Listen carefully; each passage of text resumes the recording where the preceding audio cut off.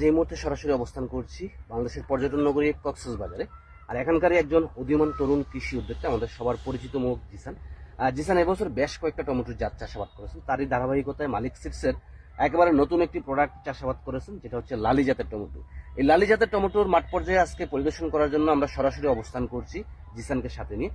আজ পর্যন্ত গাছের বয়স এবং রোগ প্রতিরোধ ক্ষমতা এবং টমেটোর শেপ এবং কালার বিস্তারিত বিষয়গুলো নিয়ে একটু জিসানের সাথে কথা বলবো।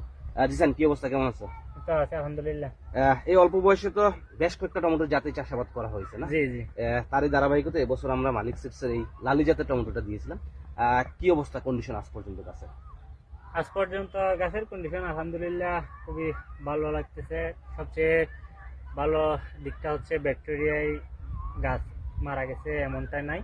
তো আর হচ্ছে ফল সেট হওয়ার দিক দিয়েও খুব ভালো পর্যায়ে আছে এখন পর্যন্ত।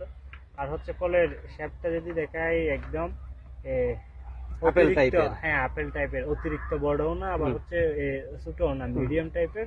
আর হচ্ছে টমেটোর নিচ দিয়ে একটু এক কথায় আপেল বলা যায়, আপেল নাকি বলা আপেলের যায়, কপি ভ্যারাইটি আপেল। বলা যায়।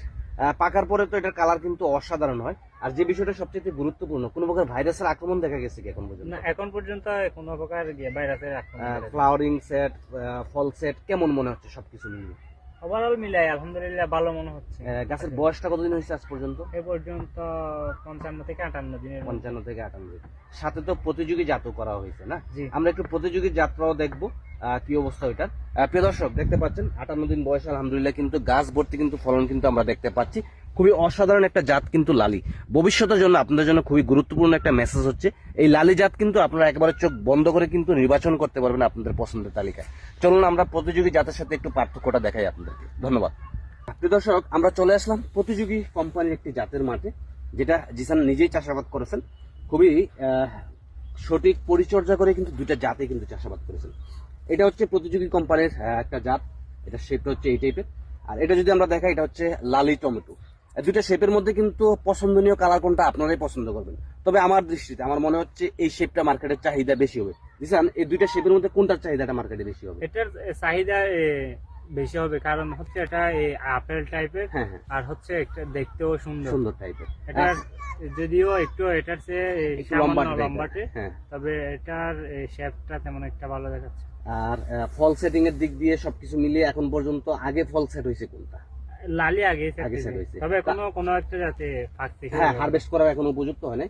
তো যে বিষয়টা এখন পর্যন্ত আমিও দেখলাম, ঘুরে ঘুরে আমি অনেকক্ষণই মাঠটা পরিদর্শন করলাম, যে জিনিসটা একেবারে বলা যায় কাছ থেকে, যে লালি কিন্তু এখন পর্যন্ত এই প্রতিযোগী জাতের চেয়ে কিন্তু অনেকটা এগিয়ে আছে।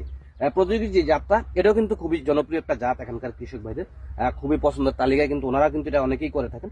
তবে আমার মনে হয় আগামী সিজনে এই প্রতিযোগী জাতের চাইতে লালি জাতের টমেটোর কিন্তু মার্কেটে কিন্তু ব্যাপক পরিমাণ একটা চাহিদা হবে। কি মনে করতেছেন?